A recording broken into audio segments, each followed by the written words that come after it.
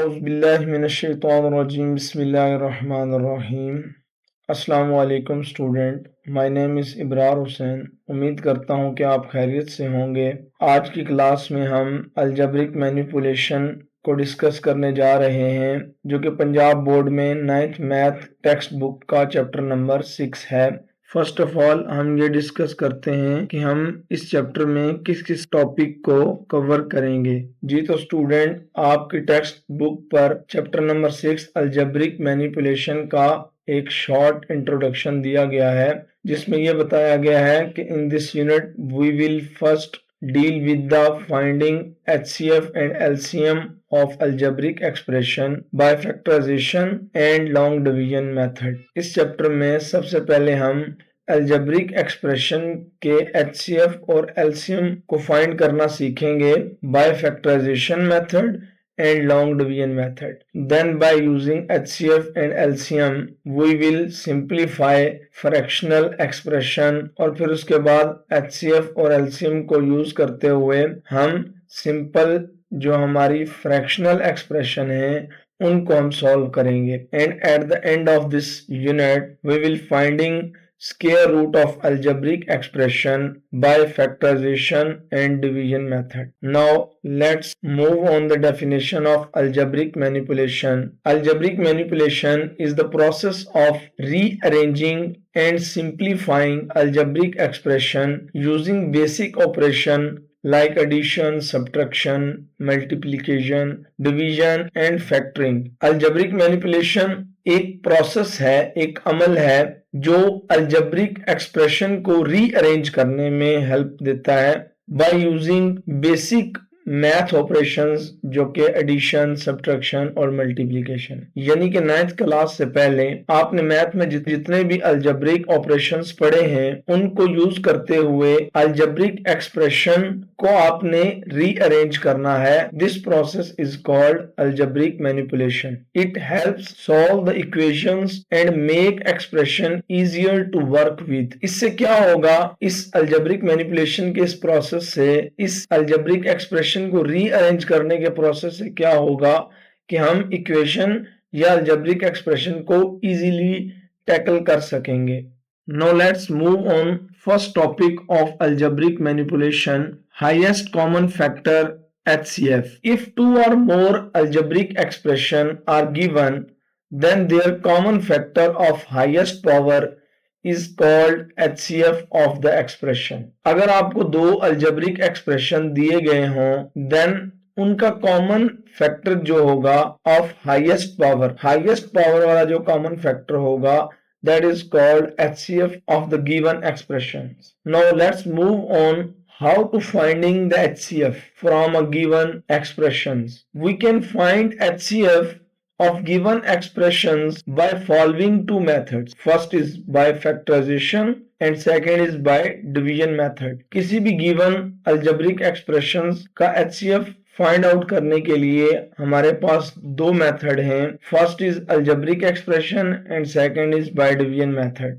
बाज़ ऐसा होता है कि जो एक्सप्रेशन हमें गिवन है उसके फैक्टर बनाना मुश्किल होते हैं, तो हम वहां पर डिवीजन वाले केस को इस्तेमाल करते हैं। तो अब हम इस चैप्टर की फर्स्ट एक्सरसाइज की तरफ मूव ऑन करते हैं और देखते हैं कि how to find the HCF from given expressions. जी, एक्सरसाइज 6.1 क्वेश्चन नंबर 1 है, find the HCF of the given expression. जी तो स्टूडेंट, हमें दो एक्सप्रेशन दिए गए हैं।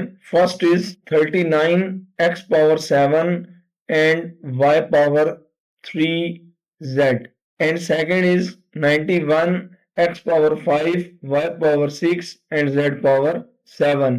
तो चलें स्टार्ट करते हैं solution of this question.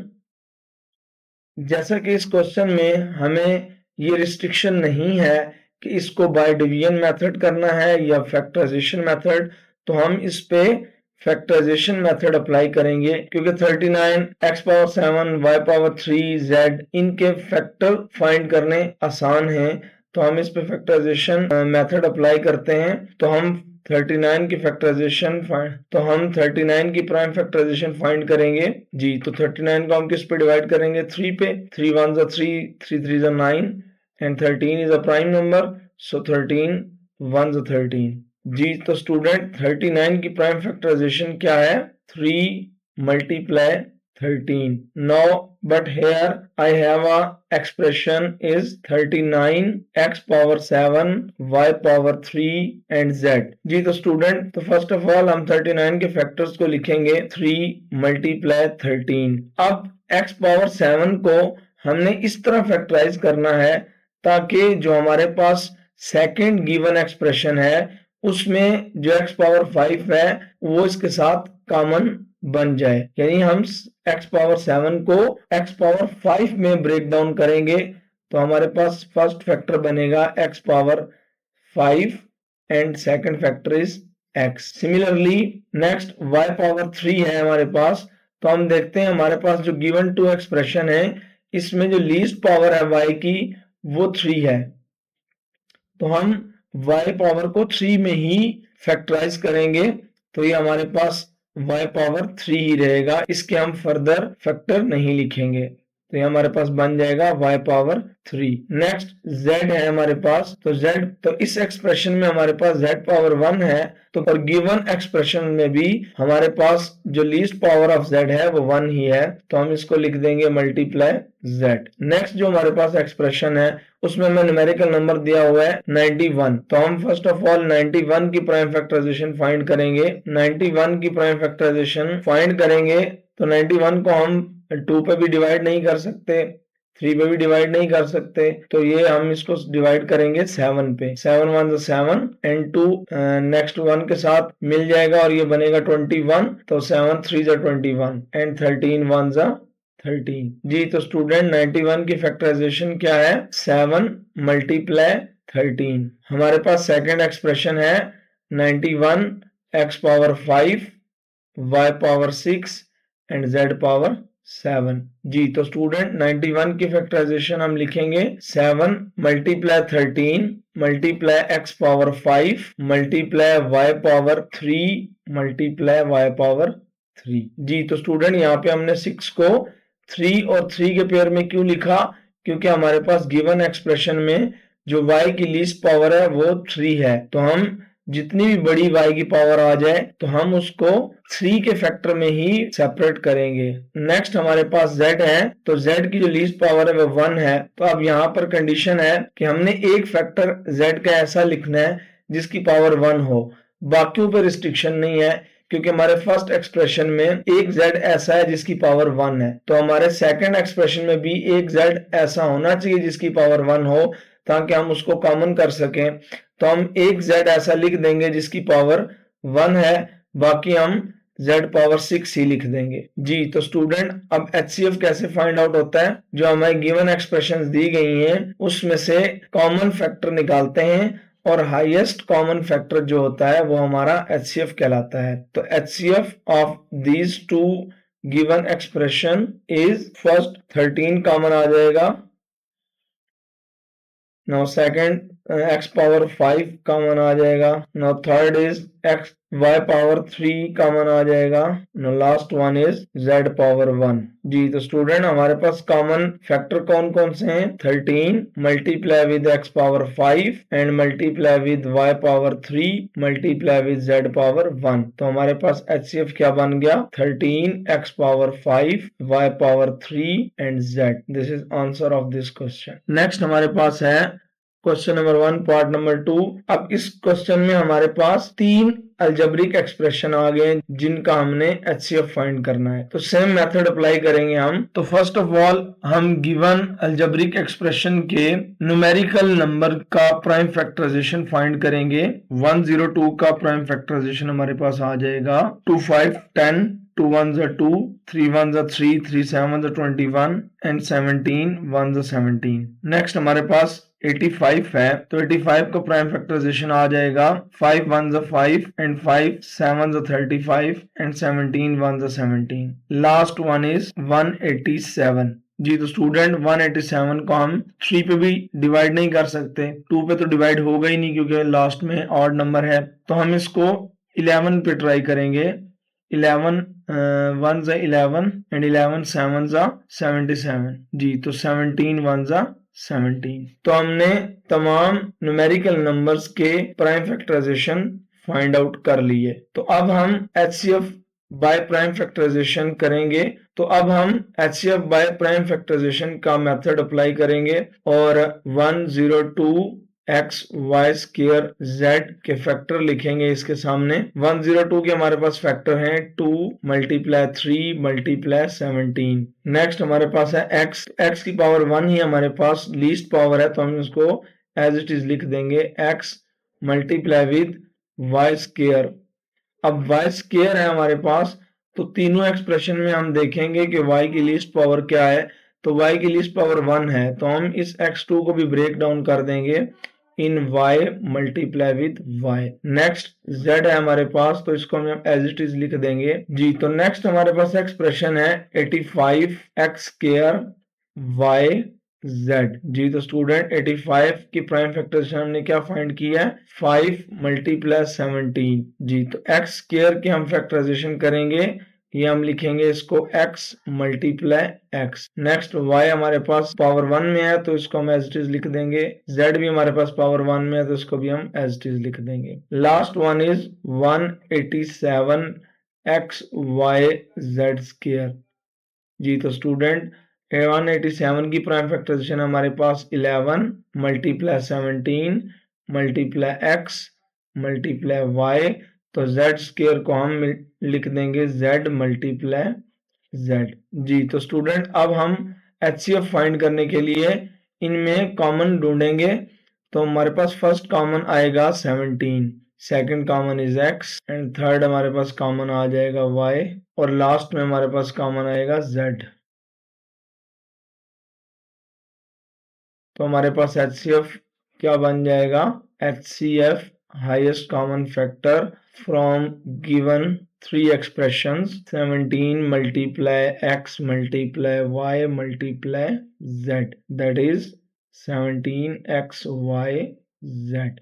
this is answer of this question जी। तो स्टूडेंट नेक्स्ट हमारे पास क्वेश्चन है question number 2, find the HCF of the following expression by factorization जी। तो स्टूडेंट अब हमें क्वेश्चन में रिस्ट्रिक्शन दे दी गई है, अब हमने HCF by prime factorization find करना है जी। तो स्टार्ट करते हैं फर्स्ट पार्ट से। फर्स्ट पार्ट में हमें दो एक्सप्रेशन दिए गए हैं जिनकी हमने फैक्टराइजेशन फाइंड करनी है और जो कॉमन फैक्टर हैं उनको मल्टीप्लाई करवा के HCF हमने फाइंड कर लेना है। तो फैक्टराइजेशन का प्रोसेस हम 5th चैप्टर में सीख चुके हैं। तो हमारे पास जो फर्स्ट अलजेब्रिक एक्सप्रेशन है x square plus 5x plus 6, जिसकी factorization by mid term breaking क्या बनती है, हम 6 के दो पेयर ऐसे बनाएंगे जिनको मल्टीप्लाई करें तो 5 आए, हम 6 के दो ऐसे पेयर बनाएंगे जिनको मल्टीप्लाई करें तो 6 आए एंड प्लस करें तो 5 एंड दैट इज 3 एंड 2। 3 और 2 को हम मल्टीप्लाई करें तो 6 आ जाता है और इन्हें हम ऐड करें तो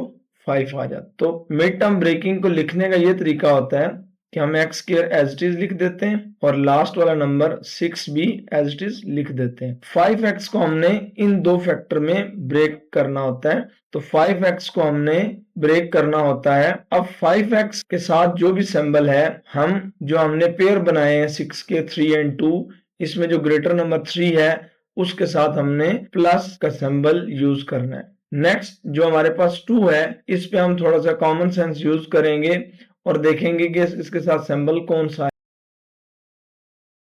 आएगा। तो डेफिनेटली इसके साथ सिंबल प्लस का ही आएगा, क्योंकि अगर हम माइनस लिखते हैं तो वो प्लस x बन जाएगा जी। तो स्टूडेंट नेक्स्ट स्टेप क्या होता है फैक्टराइजेशन का कि हम फर्स्ट 2 टर्म में से कॉमन लेते हैं, जो कि हमारे पास x आ जाएगा, x प्लस 3 लिख देंगे और सेकंड 2 टर्म में से जो हमारे पास कॉमन आएगा दैट इज 2, तो x प्लस 3 लिख देंगे।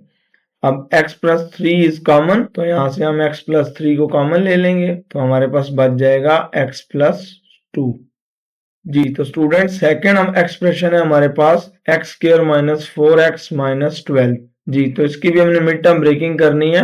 अब 12 का हमने ऐसा पेयर फाइंड करना है जिसको मल्टीप्लाई करें तो 12 आए और उसको प्लस माइनस करें तो -4 आए। जी तो student 6 and 2 multiply is 12 and addition और subtraction of this pair is 4। जी तो दोबारा से लिखने का तरीका देख लें। हम मिड टर्म ब्रेकिंग कैसे लिखते हैं, एक्स स्क्वायर को एज इट इज लिख देंगे, -4 है तो ग्रेटर नंबर इज 6, तो 6 के साथ हम माइनस लिख देंगे 6x। नेक्स्ट जो हमारे पास 2 है तो डेफिनेटली उसके साथ प्लस ही आएगा, तभी हमारे पास -4x बनेगा, और लास्ट -12 हम एज इट इज लिख देंगे। जी तो कॉमन लेंगे हम फर्स्ट टू टर्म में से x, तो हमारे पास आ जाएगा x -6, और नेक्स्ट टू टर्म में से हम कॉमन लेंगे तो हमारे पास आ जाएगा 2, तो बच जाएगा x -6। तो फाइनल हमारे पास x -6 कॉमन आ रहा है और हमारे पास बच जाएगा x +2। जी तो स्टूडेंट जो हमारी गिवन 2 एक्सप्रेशंस थी उसको हमने फैक्टराइज कर दिया। तो अब हमारे पास गिवन एक्सप्रेशन के फैक्टराइजेशन में हमारे पास कॉमन फैक्टर कौन सा है, HCF of given expression is x +2। This is the answer of given question.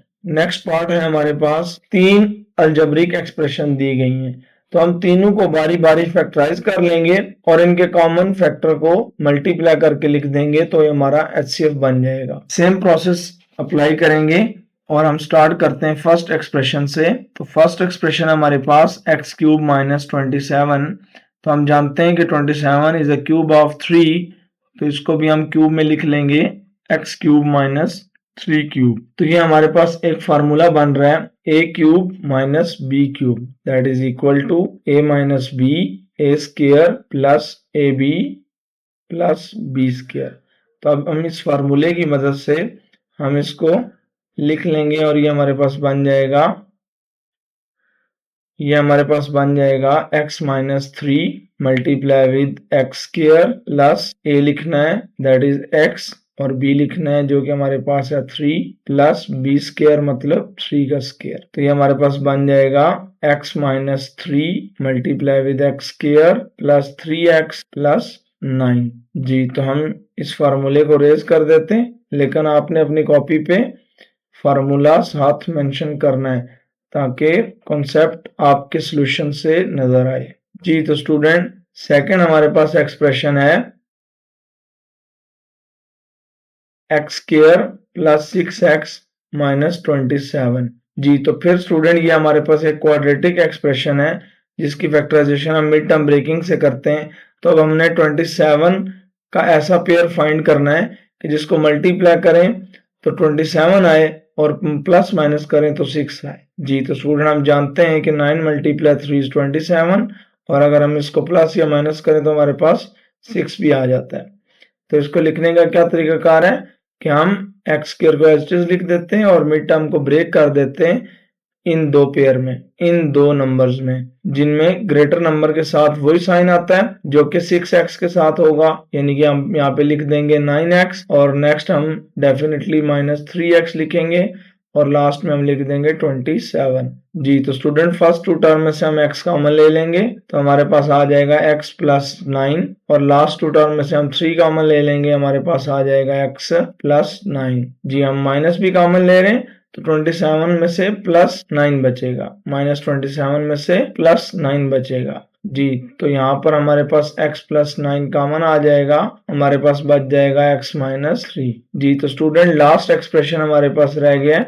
Last expression को अगर देखा जाए तो लास्ट एक्सप्रेशन में हमारे पास 2 कॉमन आ रहा है, तो हम लास्ट एक्सप्रेशन में से 2 कॉमन ले लेंगे तो हमारे पास आ जाएगा x² - 9। जी तो स्टूडेंट हम इसको लिख सकते हैं 2 × x² - 3 का स्क्वायर।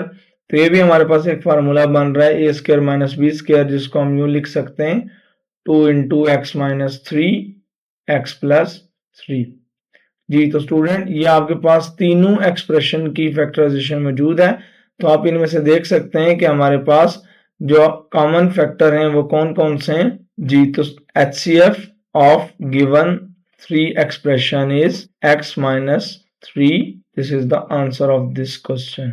नेक्स्ट क्वेश्चन में भी हमारे पास 3 गिवन अलजेब्रिक एक्सप्रेशन है जिनकी फैक्टराइजेशन फाइंड करके हमने कॉमन फैक्टर निकालना है और दैट इज HCF। जी तो स्टूडेंट फर्स्ट एक्सप्रेशन से हम स्टार्ट करते हैं।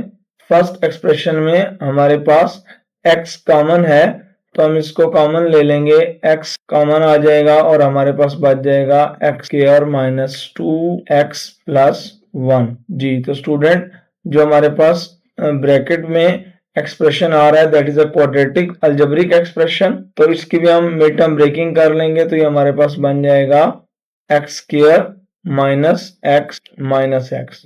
जी तो स्टूडेंट 1 के हमने पेयर बनाने थे तो 1 के पेयर 1 एंड 1 ही बनेंगे कि मल्टीप्लाई हो तो 1 आ जाएगा और इसको हम दोनों के साथ माइनस लिख दें तो ये हमारे पास -2 बन जाएगा प्लस करने से, तो इसलिए मैंने इसको डायरेक्ट लिख दिया तो ये हमारे पास बन जाएगा x square minus x plus 1।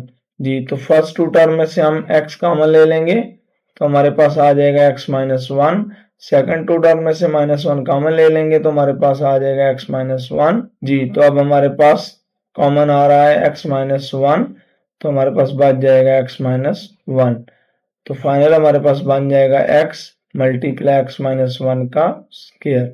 Next हमारे पास एक्सप्रेशन है x square plus 2x minus 3। जी तो स्टूडेंट 3 के भी हम पेयर बनाएंगे तो 3 के पेयर हमारे पास क्या बनेगा ऐसा कि हम मल्टीप्लाई करें तो 3 आए और प्लस माइनस करें तो 2 आए। 3 की हम प्राइम फैक्टराइजेशन भी फाइंड करके हम बता सकते हैं। असल मेथड यही होता है कि हम इससे पेयर जनरेट करते हैं प्राइम फैक्टराइजेशन के पेयर और उनको हम रीअरेंज करके हम इसमें से मिड टर्म ब्रेकिंग के लिए एक पेयर डिसाइड करते हैं। तो हमारे पास 3 1 3, तो इसकी प्राइम फैक्टराइजेशन में हमारे पास दो ही नंबर आ रहे हैं, एक 3 और एक 1, तो 3 के पेयर क्या बनेंगे 3 एंड 1। जी स्टूडेंट तो हम इन पेयर को मिड टर्म ब्रेकिंग में कैसे लिखते हैं, x के एज इट इज आ जाएगा एंड 2x की जगह हम लिख देंगे 3x minus x minus 3। First two term में से हमारे पास आ जाएगा x plus 3 and last two term में से -1 कॉमन आ जाएगा x प्लस 3, तो हमारे पास कॉमन आ जाएगा x प्लस 3 और हमारे पास बच जाएगा x माइनस 1। जी तो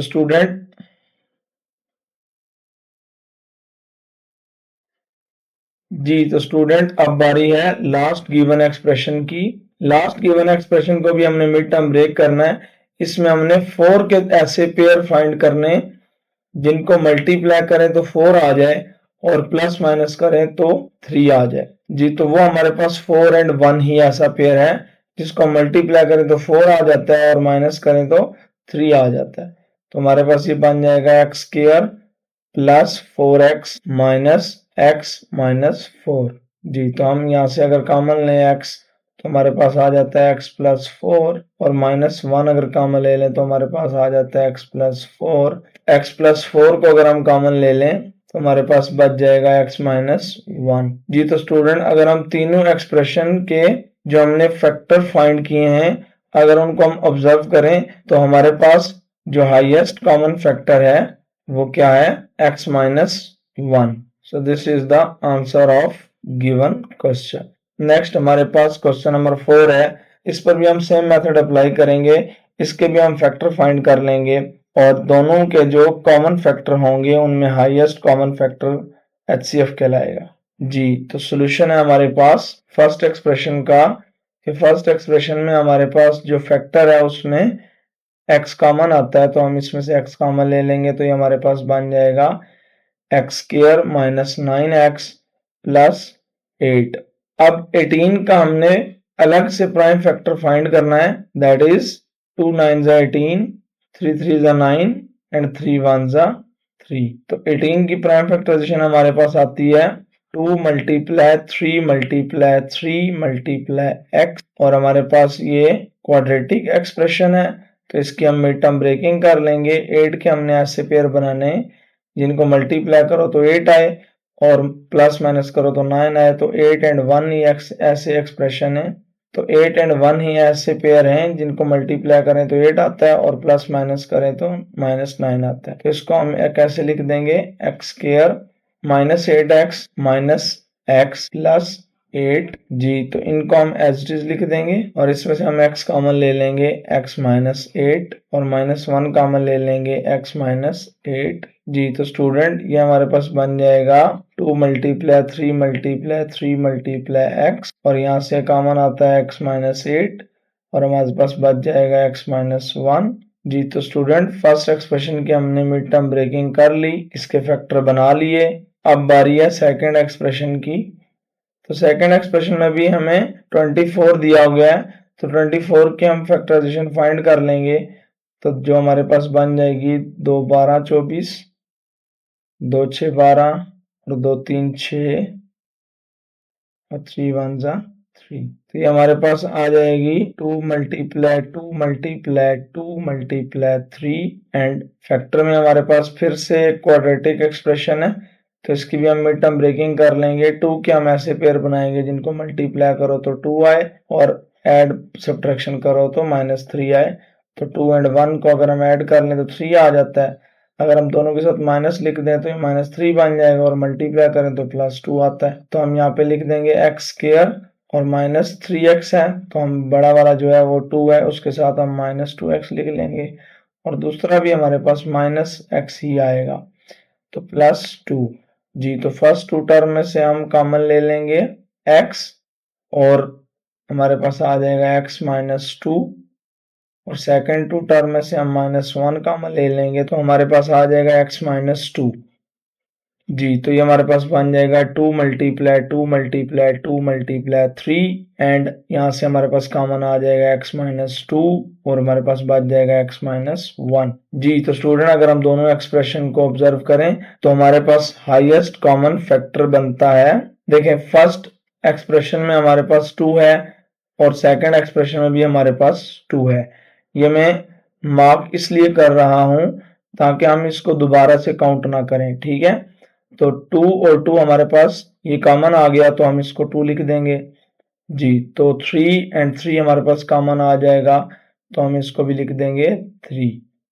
जी और ये नेक्स्ट दो फैक्टर में से हमारे पास कॉमन क्या है, x -1 कॉमन आ जाएगा। जी तो HCF of given expression is 6x -1. So this is answer of given question।